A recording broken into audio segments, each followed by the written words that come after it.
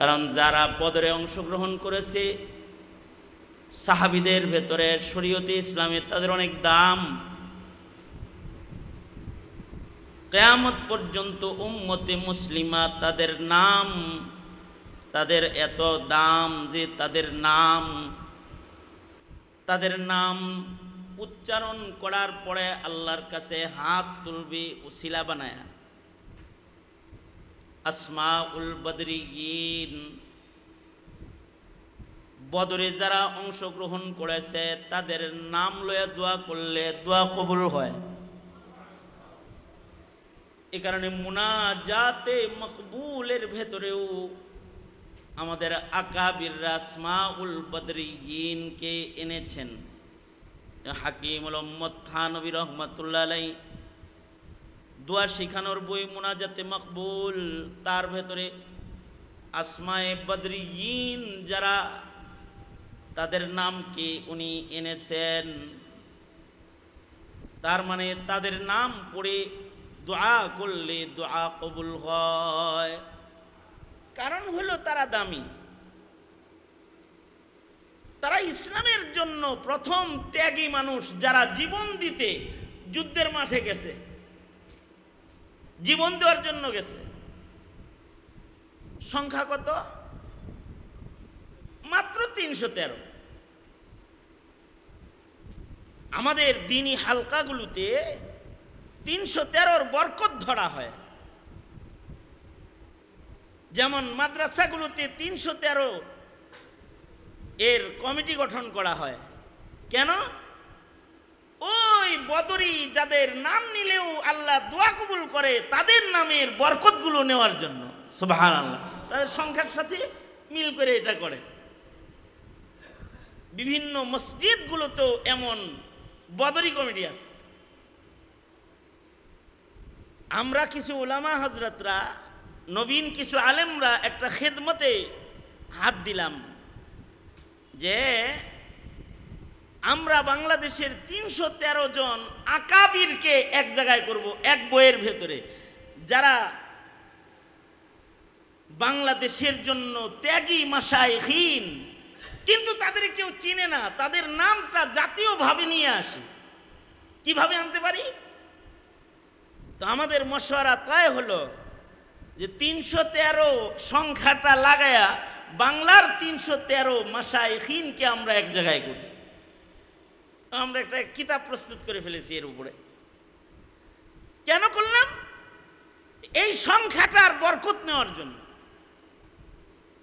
কারণ ইসলামের ইতিহাসে এরা প্রথম কাফেলা। এই সংখ্যাটার এদের অনেক দাম। কিন্তু আশ্চর্য বিষয় হলো নবীজি সংখ্যা করে দিয়ে গেছেন ৩১৩ জন। কিন্তু এই বদরে যারা অংশগ্রহণ করেছে তাদের ভেতরে হযরত উসমান নাই। সাহাবী বলে উসমান বদরে যায় নাই, তাই উসমানের দাম কম। উসমান উহুদে অংশগ্রহণ করে নাই, উসমানের এদিক দিয়েও ফজিলত কম। কারণ উহুদের কুরবানি যাদের আছে তাদের আলাদা আলাদা দাম আছে। যেমন উহুদে কুরবানি আছে হযরত হানজালার, ওনার লাশ আল্লাহ তাআলা আকাশে উঠায়া জান্নাতের পানি দিয়া আল্লাহ তাআলা গোসল দিছে। এ কারণে শহীদদের নামে নাম আসার পরে আসে শহীদ। সাইয়্যিদুশ শুহাদা আমির হামজা শহীদ। এরকম যারা যারা শহীদ হয়েছে নাম আসে শহীদ। কিন্তু হাদিসের কিতাবে হানজালার নাম যখন আসে তখন আসে গাসিল। এমনকি তার ছেলে হাদিস রওয়ায়াত করেছে, তার ছেলের নামেও এসেছে রাওয়াহু ইবনুল গাসিল। অর্থাৎ ওই পয়লা রাত্রে যে ছেলেটা মায়ের পেটে আসছে হানজালার, তার ছেলে এই হাদিসের রিওয়ায়াতকারী রাওয়াহু ইবনুল গাসিল। উহুদের যারা শামিল উহুদের যুদ্ধে তাদেরও অনেক দাম। হযরত উসমান উহুদেও শামিল হন নাই। এর এরপরে সাহাবায়ে কেরামের ভেতরে মর্যাদা বন্টনে এটাও দেখা হয় যে কারা বাইআতে রিদওয়ানে অংশগ্রহণ করেছে। নবীজি যখন কাবার প্রেমে মদিনার থেকে বের হয়ে গেছে, কাফেররা হুদাইবিয়ায় বাধা দিয়ে দিছে, আল্লাহর রাসূলকে ঢুকতে দিবে না কাবা ঘর জিয়ারত করতে। তো আল্লাহর নবী ওইখানে একটা বাইআত করেছিলেন, বাইআতে রিদওয়ান। রিদওয়ান বাইআতে যারা অংশগ্রহণকারী তারা সাহাবায়ে কেরামের মধ্যে তুলনামূলক দামি সাহাবী, কারণ এরা নবীর হাতে হাত রেখে বায়াত নেওয়া সাহাবী।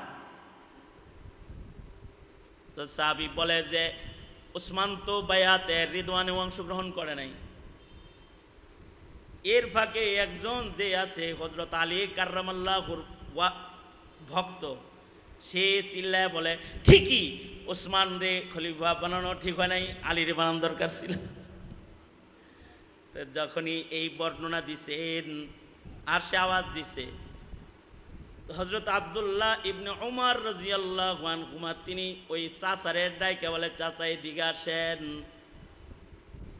তিনটা দুর্বলতা বললাম আর লাভ দিলেন।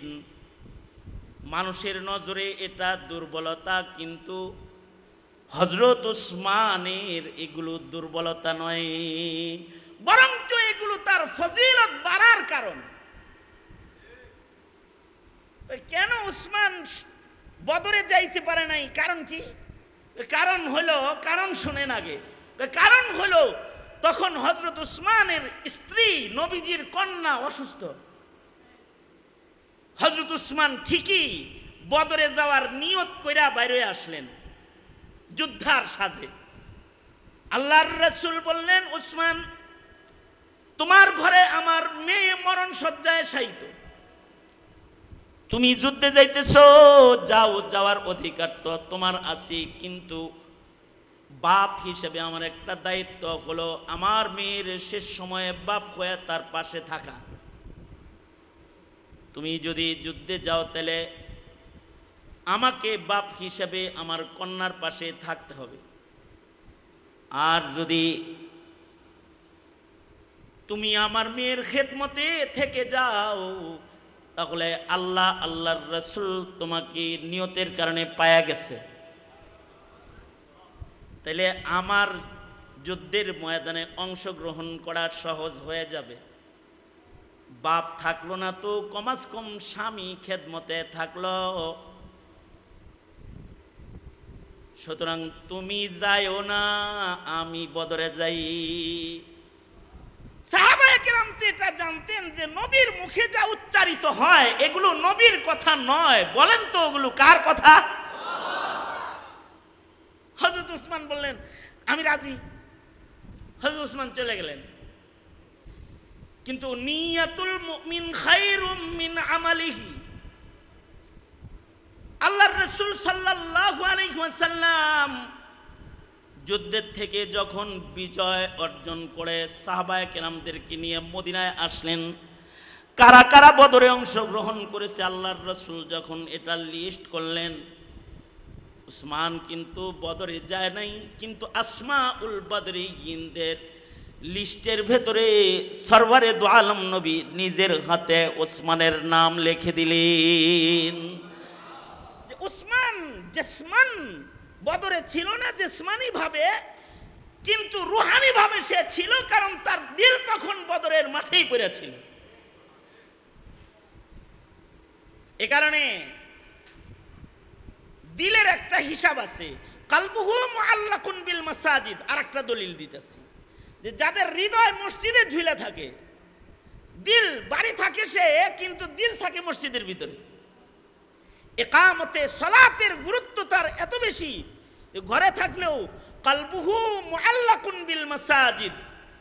এই যে দিলের নিয়তের হালত, এইটার কারণে আল্লাহ তাআলা এই মানুষগুলাকে আরশে আযীমের ছায়া প্রদান করবে, নিজের ছায়া প্রদান করবে।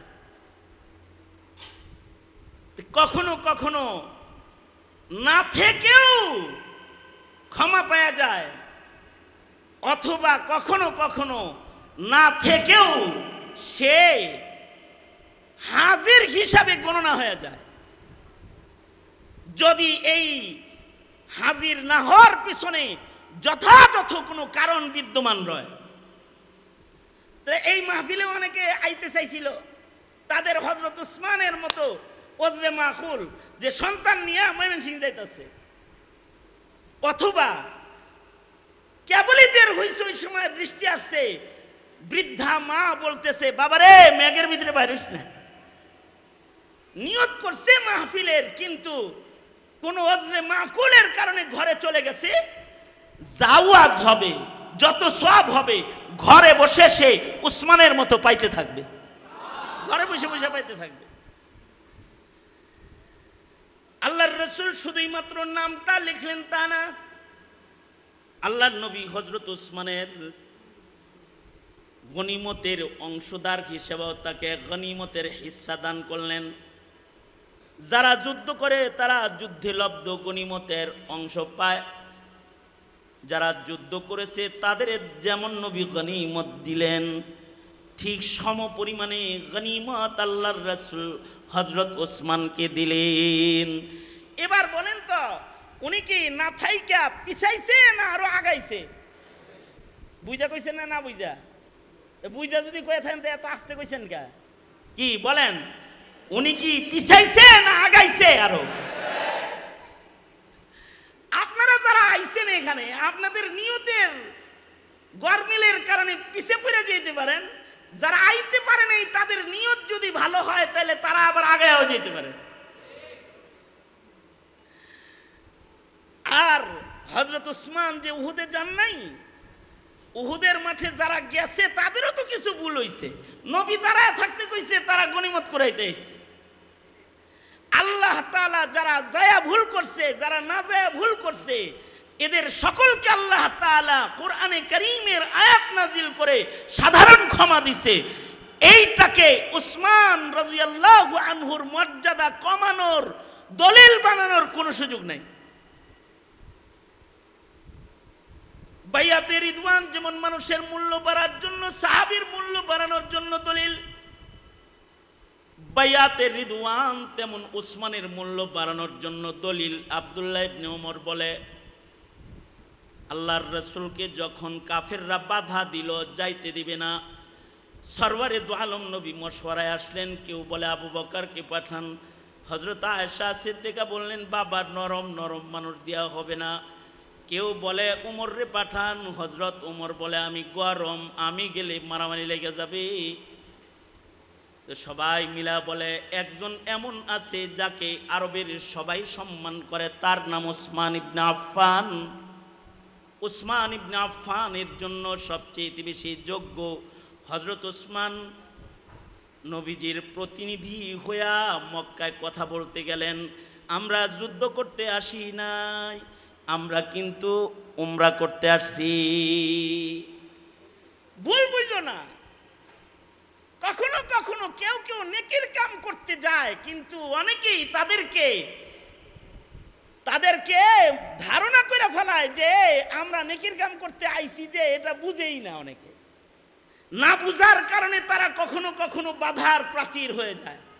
যেমন আল্লাহর রাসূল যাইতেছে উমরা করতে, কিন্তু একদল বুঝমান লোক যাদের খুব আকল, তারাও বাধা প্রাপ্ত, বাধা দেওয়ার জন্য নবীজির পাশে দাঁড়ায় গেছে, নবীজিকে বাধা দিতে নবীজির সামনে দাঁড়ায় গেছে। মনে করেন এই সংগঠন ইসলাহি মাহফিল করতেছে, এইটা অনেকের বাধার প্রাচীর হয়ে দাঁড়ায় গেছে। অনেকের ভালো লাগবে না, কারণ তারা ধারণা করবে যে এ বুঝি আমাগরে নিচে নামাইতে আইছে। আসলে কিন্তু নবী যাইতেছেন তওয়াফ করতে, কিন্তু তাদের ধারণা হলো নবী যাইতেছেন যুদ্ধ করতে।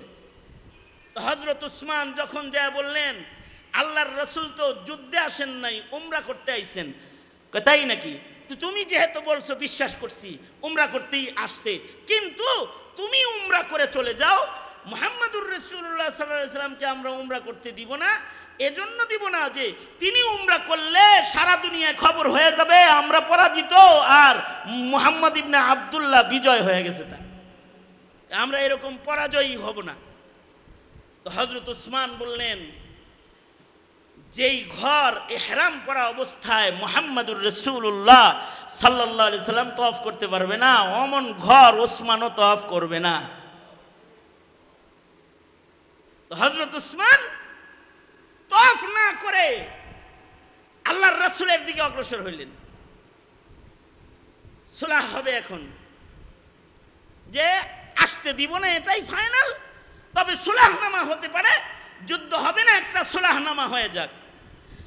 এই যে হযরত উসমান সব রেডি করে আইতে আইতে খবর হয়ে গেছে কতিলা উসমান, উসমানকে শহীদ করা হয়েছে, উসমান শহীদ হয়ে গেছে।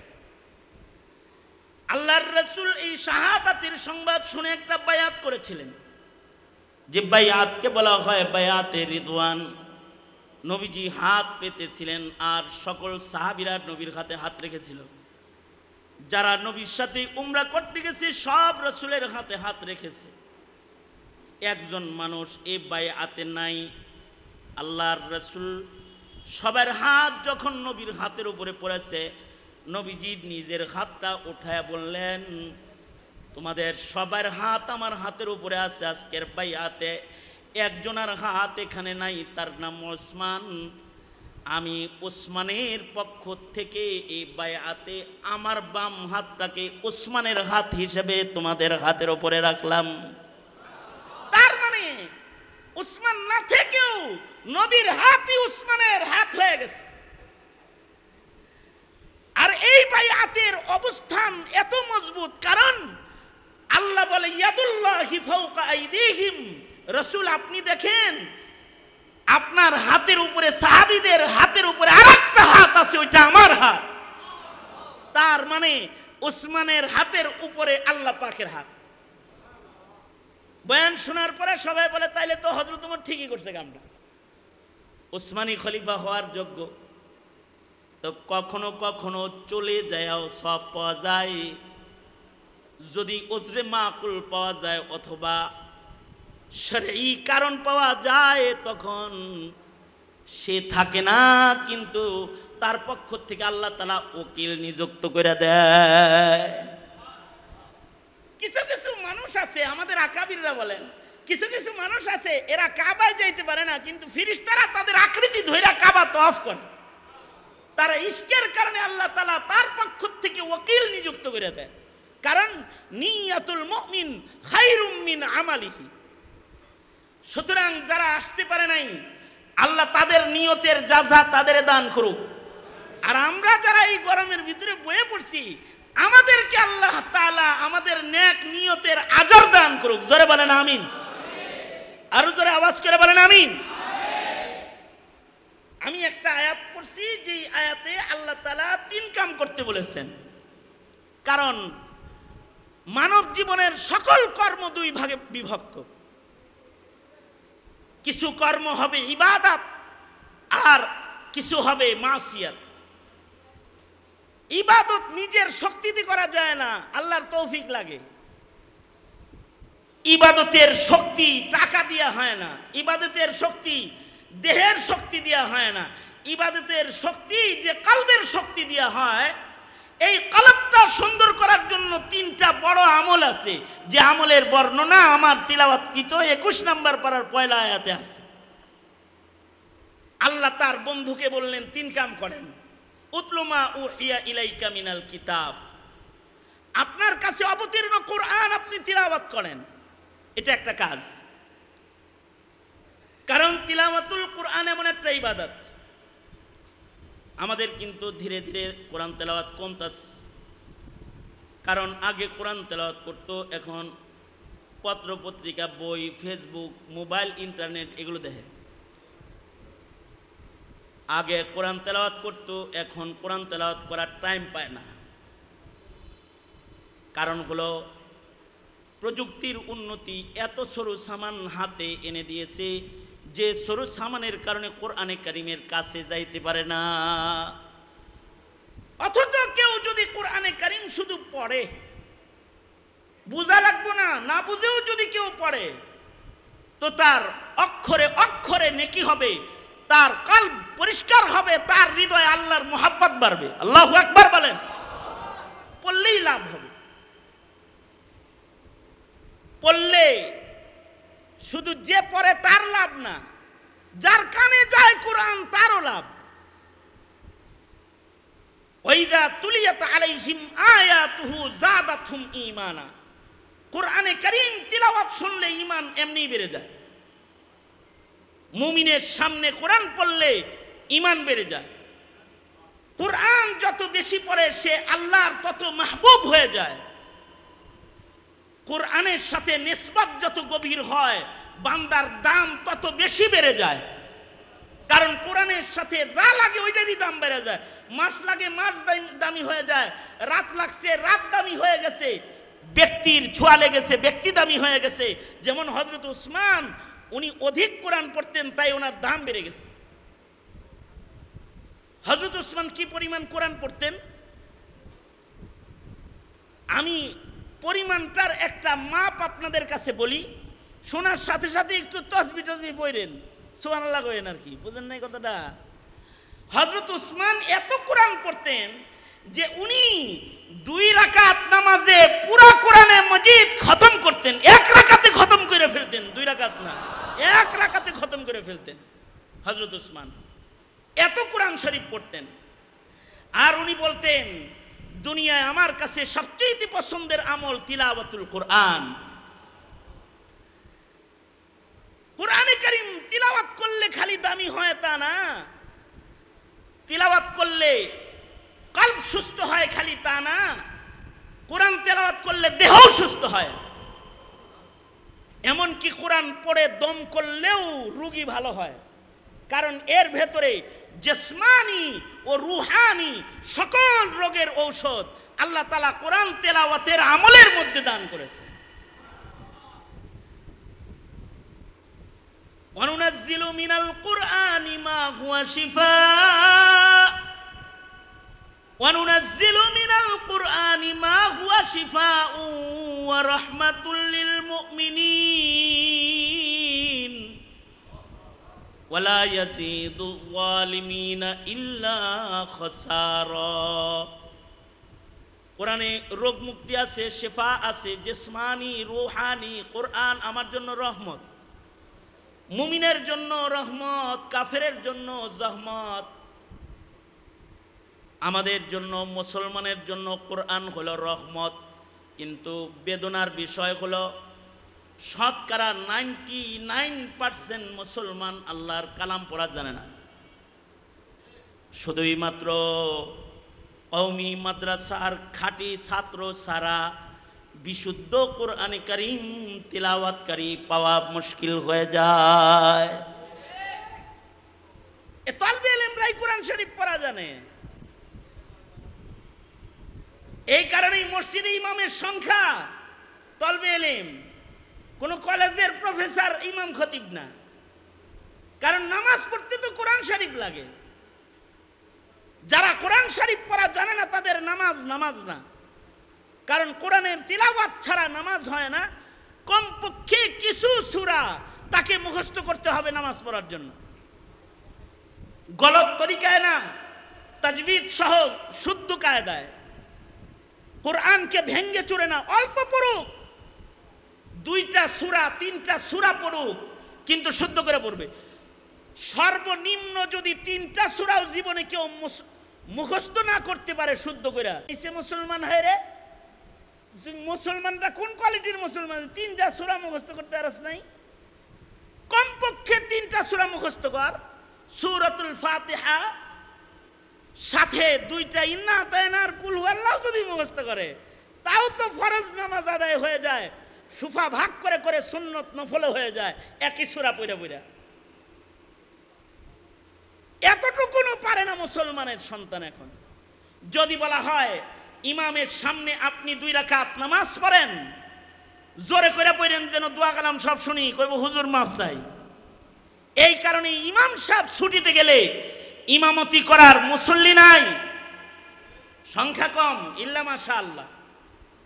আর যদি ফজর হয় ওইটা, কারণ ফজরের সাথে হইলো কোরআনের সাথে বেশি সম্পর্ক।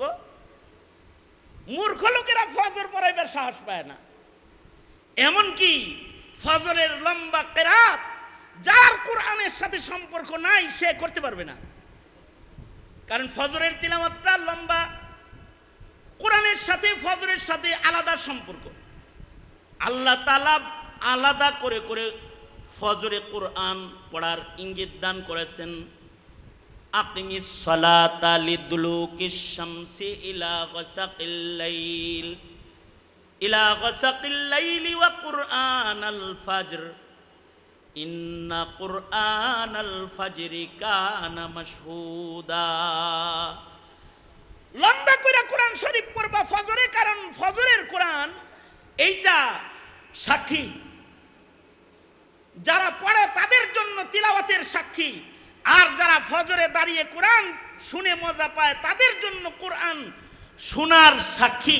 কারণ যারা কোরআন শুনবে তারাও 10টা করে নেকি পাবে, এবং যারা কোরআন শুনবে তাদেরও ঈমান বেড়ে যাবে। আল্লাহু আকবার জোরে করে বলেন, ঈমান বেড়ে যাবে কোরআন শুনলে।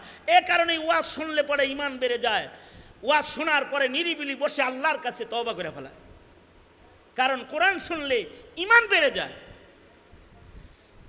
কোরআন শুনলে তো কুফরও ঝরে যায়। শরীয়তে ইসলামে আরেকটা উসমান আছে, এর সম্পর্ক কোরআনের সাথে। আল্লাহর রাসূল একদিন বসে রইছেন, আর এই উসমান ইবনে মাজউন নামক উসমান তখনও মুসলমান হয় নাই, তিনিও বসে আছে। এমন সময় কোরআন শরীফের একটা আয়াত নাজিল হলো, অনেক দামি আয়াত নাজিল হলো। প্রতি শুক্রবারে আয়াতটা আপনাদেরকে সূরা নাহলের 90 নম্বর আয়াত আপনাদেরকে শোনানো হয়। এইটা নাজিল হইল, উসমান ইবনে মাজউন সামনে বসা। উনি বললেন, আল্লাহর নবী, আপনার দেহের ভাব দেখে মনে হইতেছে কোরআনের আয়াত নাজিল হইছে। কি নাজিল হইছে আমি আগে শুনবো। আল্লাহর রাসূল পড়ে শোনায়া দিলেন। কোরআন শুনলেও এত লাভ হয়। শোনার সাথে সাথে উসমান ইবনে মাজউন বলে, এইটা মানুষের কথা হইতে পারে না, আমি কালেমা পড়ে মুসলমান হয়ে গেলাম। সাথে সাথে মুসলমান হয়ে গেছে। এ কারণে আল্লাহর রাসূলের উপরেও নির্দেশ, উতলু মা উহিয়া ইলাইকা মিনাল কিতাব। বন্ধু, আপনি আপনার উপরে অবতীর্ণ কোরআন এটা আপনি তিলাওয়াত করেন। আর একটা কাম হলো আকিমিস সালাহ, নামাজ কায়েম করেন। নামাজ কায়েম করলে লাভ কি? বর্তমান সময়ের লস কি? বর্তমান সময়ে খুন বেশি, জেনা বেশি, লুটপাট বেশি, মদখোর বেশি, ঘুষখোর বেশি, পাপাচার করনেওয়ালা বেশি, দাইয়ুস বেশি, বেপর্দা বেশি, গিবত করনেওয়ালা বেশি, চগুলখুরি করনেওয়ালা বেশি, নাস্তিক বেশি, মুরতাদ বেশি, মুসলমানের বেশি বেঈমান আজি ঘোরাফেরা করে। শুধু বেঈমান ঘুরে না, খ্রিস্টানও ঘুরে।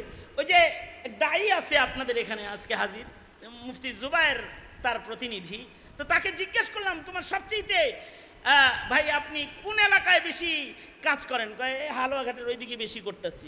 কারণ কি? কয় ওখানে মুসলিম বেশে খ্রিস্টান আছে। মুসলিম বেশে কি আছে? খ্রিস্টান আছে। সুতরাং এখন তো মুসলিম বেশে খ্রিস্টান আছে, মুসলিম দেশে হাসিনা হিন্দুত্ববাদ কায়েম করে গেছে কোরআন আর নামাজের দোহাই দিয়ে।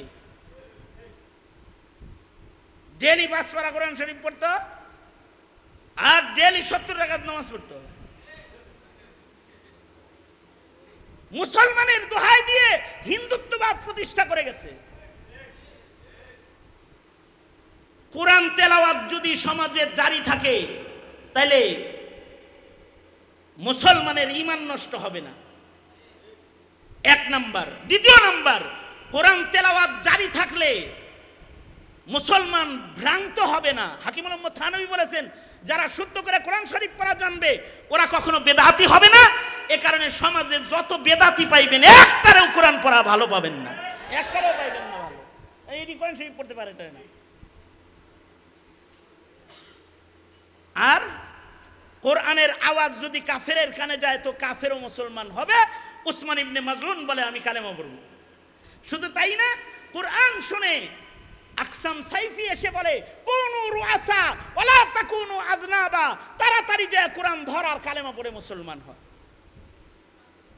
এ কারণে কোরআন শুনাইলেও লাভ, এ কারণেই ওয়াজ দরকার, এ কারণে তিলাওয়াতের প্রোগ্রাম দরকার, কোরআনের লম্বা লম্বা তিলাওয়াত দরকার। কি দরকার আছে না নাই জোরে বলেন। অনেকে বলে না বুঝা কোরআন পড়লে লাভ কি? না বুঝা পড়লেও লাভ আছে, বেকুব তুমি মাসালা জানো না। আর নামাজ না পড়লে মুসলমানের ছেলেরা বেঈমান হয়, কারণ ইচ্ছাকৃত নামাজ না পড়নেওয়ালা তার ঈমান নষ্ট হয়ে যায়। আহমদ বিন হাম্বল তো বলেছেন মুরতাদ হয়ে যায় সে, সাথে সাথে মুরতাদ। ইচ্ছা করতেও যারা নামাজ পড়ে না, পড়লে লাভ কি? পড়লে লাভ হলো সকল প্রকারের ফাহেশা ও মুনকার কর্মকাণ্ড থেকে তার নামাজ তাকে বাঁচায় রাখবে। আল্লাহু আকবার বলেন। নামাজ বাঁচায় রাখবে। মনে মনে ভাবতে পারেন হুজুর আমি তো নামাজ পড়ি, তারপরেও কেন গুনাহ করি? তার নামাজ তাকে গুনাহ থেকে বাঁচাবে না যার নামাজ ইকামত হবে না, ইকামতে সালাত যার হবে না। ইকামতে সালাত কেমনে হয়? ইকামতে সালাত করতে হলে শুদ্ধ নামাজ পড়তে হয়। ইকামতে সালাত করতে হলে শুদ্ধ কোরআন শুদ্ধ দোয়া পড়তে হয়। ইকামতে সালাত করতে হলে হুবহু নবীর তরিকায় রুকু সেজদা করতে হয়। হার সুন্নতের হিফাজত করতে হয়। ইকামতে সালাত করতে হলে উক্ত মতো নামাজ পড়তে হয়। ইকামতে সালাত করতে হলে যায় সুজুদ মসজিদে যায় নামাজ পড়তে হয়। ইকামতে সালাত করতে হলে নিজে পড়তে হয়, আবার অপরকে নামাজে ডাকতে হয় এবং অপরকেও নামাজ পড়াইতে হয়। এই সব মিলে হলো ইকামতে সালাত। এক নাম্বার বলছি কি সিহাত, সুন্নতের মাসায়েলের সব দিকের মাসলা ছাড়া যদি নামাজ পড়ে নামাজ হবে? মাসায়েল না যায় না, মাসায়েল না যায় না নামাজ পড়লে তো উল্টাপাল্টা হইব। মিয়া কি করলে নামাজ ভাঙ্গে এটা জানে না তো নামাজ ভেঙ্গে ফেলবে। যেমন আমি একবার মসজিদে হারামে নামাজ পড়তেছি, বুড়া চাচা একটা আমার সাথে আছে নামাজে, ওনার গলায় ওনার ছেলে মোবাইল ঝুলাই দিছে একটা, ওই কতক্ষণ পর পর খালি রিং আসে ওইটার ভিতরে। চাচা তো ধরা আর বন্ধ করা ছাড়া আর কিছু পারে না, বারবার কাটে। এরপরেও কে যেন রিং করে, 2 রাকাতের মাঝখানে বইয়া কয় এই নামাজ পড়তেছি পরে কল করিস। এরপরে আবার হেই যে আগের মতোই নামাজ পড়ে। আমি তো ওনার পাশে দাঁড়ায় আমার নামাজ শেষ, আমি নামাজ পড়বো না হাসবো। নামাজের পরে বললাম চাচা এই যে মোবাইলে কথা কইলেন, এরপর এমনি সালাম ফিরাইলেন, ওইলো কিছু কে হইব না, কে আল্লাহর ঘরে আইছি। মাসাইল সারাত নামাজ পড়লে নামাজ হয় না, সুন্নত তরিকায় নামাজ না পড়লে নামাজ হয় না, উক্ত মতো নামাজ না পড়লে নামাজ হয় না। কখনো কখনো উক্ত ছুইটা গেলে নামাজ ছুইটা যায়, ওই নামাজ আর ওই জায়গায় নেওয়াই যায় না উক্ত ছুইটা গেলে। যেমন ফজরের সময় ফজরের নামাজ, জোহরের সময় জোহরের নামাজ, এমন কি সুন্নতের সময় সুন্নত নামাজ। যেমন মনে করেন সুন্নতে মুআক্কাদা যেগুলো আছে, সুন্নতে মুআক্কাদা, ফজরের আগের সুন্নত সুন্নতে মুআক্কাদা, জোহরের আগের সুন্নত সুন্নতে মুআক্কাদা। এই কারণেই যদি সুন্নতে মুআক্কাদা জোহরেরটা কারোর ছুইটা যায়, তাইলে জামাতে নামাজ পড়া আগে 4 রাকাত পড়তে হয়, তারপরে 2 রাকাত পড়তে হয়।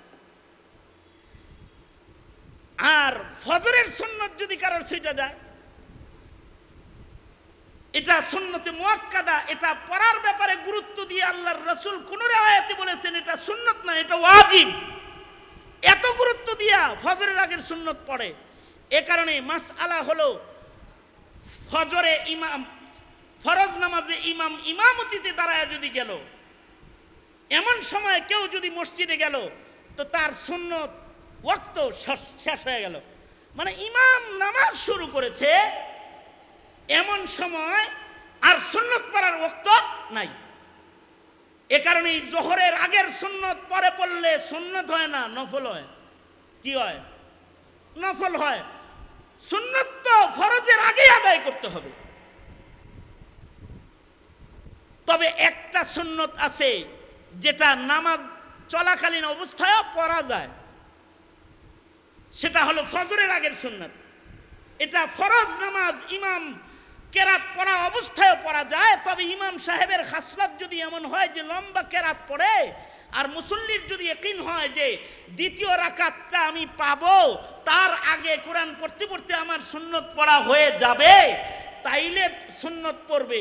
আর যদি দ্বিতীয় রাকাতও ছুটে যাওয়ার ভয় হয় তাইলে সুন্নতের ওক্ত শেষ, এবার ওক্ত না থাকার কারণে সুন্নত বাদ হয়ে গেছে, ডাইরেক্ট ফজরের জামাতে তাকে শামিল হইতে হবে।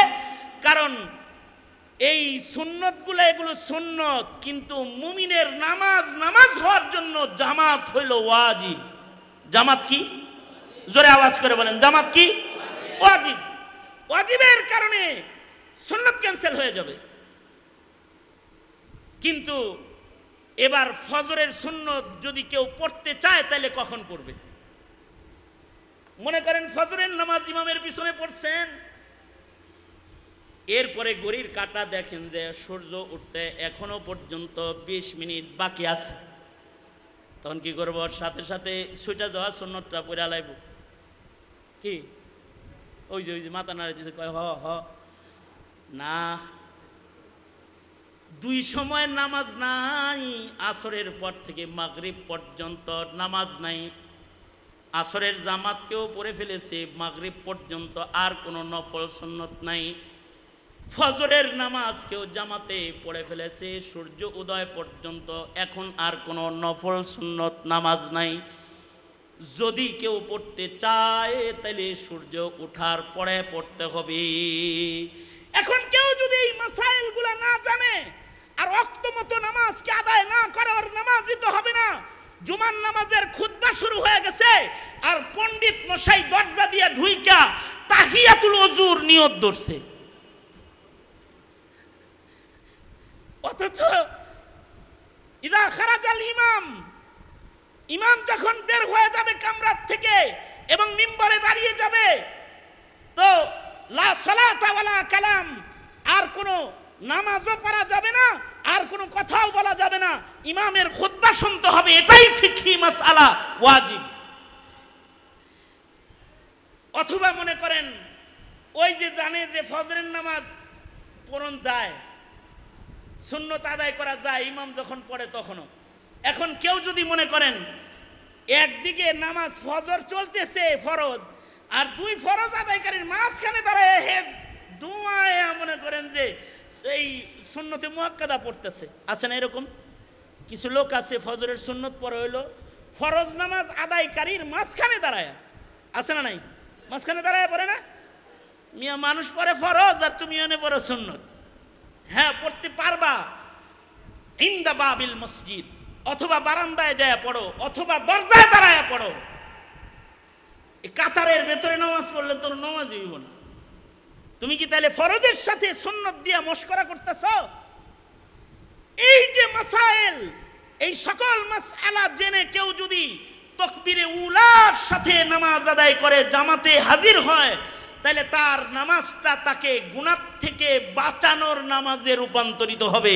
জোরে বলেন সুবহানাল্লাহ। যদি নামাজ পড়ার পরেও গুনাহ না ছাড়ে তাহলে বুঝবে যে ইকামতে সালাতের কোনো জায়গায় ত্রুটি রয়েছে।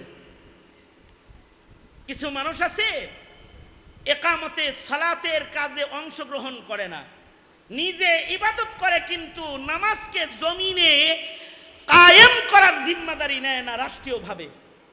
যেমন ইসলামিক রাষ্ট্র যদি হয়ে যায় দেশটা, তাহলে তো সবাই নামাজ পড়তে হবে। যদি নামাজ না পড়ে তাহলে ইমামে আজম আবু হানিফা বলছেন জেলে ঢুকাই থবে, আহমদ বিন হাম্বল বলছে গলা কাটা ফেলবে। যদি শরিয়া আদালত কায়েম হয় তাহলে নামাজ কায়েম হয়ে যাবে। কিছু আছে এরা এই ভেজালটা নিতে রাজি না বিধায়ী নাস্তিকের রাজনীতি করে আর মুরতাদদের রাজনীতি করে। কিছু আছে এই মার্কা, ওরা হলো ইকামতে সালাতের বিরুদ্ধাচারণকারী। যারা ইকামতে সালাতের বিরুদ্ধাচারণকারী, ওদের ঘরে নাস্তিক জন্ম হবে না, মুরতাদ জন্ম হবে না, তো মুসলমান জন্ম হবে না। কি রে?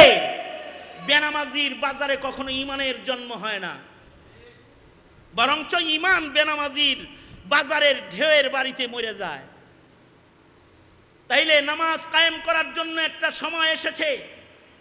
কুফরি মতবাদ আর নাস্তিক লালন পালনকারী যারা রাজনীতি, ধর্ম বিদ্বেষী রাজনীতি যারা করে, তাদের জুলুম অত্যাচার কেটে এখন আরেক নতুন প্রভাত এসেছে।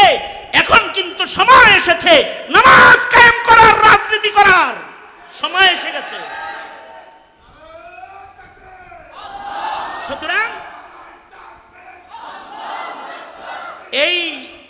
সুতরাং এই ইকামতে সালাতের কর্মসূচিকে বাস্তবায়ন করার জন্য উলামায়ে কেরামের সাথে রাষ্ট্রীয়ভাবে নামাজের বিধান মুসলমানের মাটিতে প্রতিষ্ঠা করার আন্দোলনে অংশগ্রহণ করতে রাজি আছেন তো? ইনশাআল্লাহ রাজি আছেন তো? কারণ এটা আল্লাহ পাকের নির্দেশ। তাহলে 2 নম্বর নির্দেশ হলো ইকামতে সালাত করো, 3 নম্বর নির্দেশ হলো জিকির করো। কোন শায়েখের কাছে যায় জিকির করলে তরবিয়ত হয়, তরবিয়ত হইলে আখলাক ভালো হয়। কিছু কিছু মানুষের ইমান ভালো, কিছু কিছু মানুষের আমল ভালো, কিছু কিছু মানুষের ইলম ভালো, কিন্তু আখলাক খারাপ। আখলাক কখন খারাপ হয়? যখন জিকির কম হয়। আখলাক তখন খারাপ হয়ে যায় যখন জিক্রুল্লাহ থেকে সম্পর্ক কমে যায়, ইবাদতের লজ্জত নষ্ট হয়ে যায়, আখলাক তবিয়ত নষ্ট হয়ে যায়। যদি এটাকে কেউ ভালো করতে চায় তাহলে ওয়ালা যিকরুল্লাহি আকবার লিকুল্লি শাইইন সিকালাতুন ওয়াস সিকালাতুল কুলুবি যিকরুল্লাহ। আন্দাজে মান্দাজে জিকির করলে উপকার হয় কম, কিন্তু যদি কোন শায়েখে কামেলের সবক নিয়ে জিকির কেউ করে তো অল্প জিকির তাকে উপকারী করে। সুতরাং এই ত্রিমুখী কর্মসূচি তিলাওয়াতুল কুরআন ঘরে ঘরে জারি, আর ইকামতে সালাতের কর্মসূচি, আর জিকরুল্লাহর পাবন্দি, এই 3টি নির্দেশ আল্লাহ এই তিলাওয়াতকৃত আয়াতে করেছেন। আমরা এই তিনটা নবীজিকে যে আদেশগুলো আল্লাহ করেছেন, এটা নবীর উম্মত হয়ে আমরা মানতে তৈয়ার আছি না ইনশাআল্লাহ? কারা কারা তৈয়ার? এই সংগঠনের নাম কি রে? আল বারাকা ইসলামী পরিষদ। এদের কর্মসূচি হলো এই সকল ইবাদতকে কায়েম করা। সুতরাং তাদের সাথে থাকবো ইনশাআল্লাহ। বলেন আল্লাহ তাআলা এই সংগঠনের ছেলেগুলাকে কবুল করেন। আর ওই যে আমি আপনাদেরকে বলেছি 313 বুজুর্গের জীবনী নিয়ে একটি বই আমরা বাজারে এনেছি, এবং আমাদের খানকার উলামা হযরতরা, যেখানে আরিফ জব্বার সাহেব হুজুর আছেন, আরও অনেকে আছেন, ওই হুজাইফি সাহেব আছেন, এই উলামা হযরতরা মিলে 26 তারিখ, আগামী 26শে জুলাই এই বইয়ের মোড়ক উন্মোচন অনুষ্ঠান হবে। ডিপ্লোমা ইঞ্জিনিয়ার্সে উলামা হযরত যারা, তাদেরকে দাওয়াত রইল আকাবিরদের মোহাব্বত প্রকাশ করার জন্যে, আল্লাহওয়ালাদের মোহাব্বতে, আমাদের মরহুম আকাবিরদের মোহাব্বতে আমরা এই প্রোগ্রামে অংশগ্রহণ করব, যেখানে বুজুর্গরা, দেশি এবং বিদেশি আলেমরা, সেখানে আমাদের আকাবির বুজুর্গদের অবদান এবং আমাদের করণীয়র উপরে গুরুত্বপূর্ণ নসিহাত করবেন। এই দাওয়াতটাও ফাঁক দিয়ে দিলাম। এই মজমাটাও আল্লাহ তাআলা কবুল করুক। এই সংগঠনের অনেক সদস্যরাই আমাদের খানকার সাথে জড়িত, এখানে তারা ওই প্রোগ্রামে অংশগ্রহণ করতে এখান থেকে গাড়ি নিয়ে যাবে। কেউ যদি অংশগ্রহণ করতে চান তো আপনারা আমন্ত্রিত। দেশের সকল মাশায়েখদেরকে দাওয়াত করা হয়েছে, আলহামদুলিল্লাহ। বড় মাশায়েখিন যারা, তাদেরকে দাওয়াত করা হয়েছে। আল্লাহ তাআলা সবাইকে কবুল করেন, এ মজমাকেও কবুল করেন। সবাই ইস্তিগফার পড়েন। আস্তাগফিরুল্লাহ রাব্বি মিন কুল্লি যামবিন ওয়া আতুবু ইলাইহি লা হাওলা ওয়ালা কুওয়াতা ইল্লা বিল্লাহ।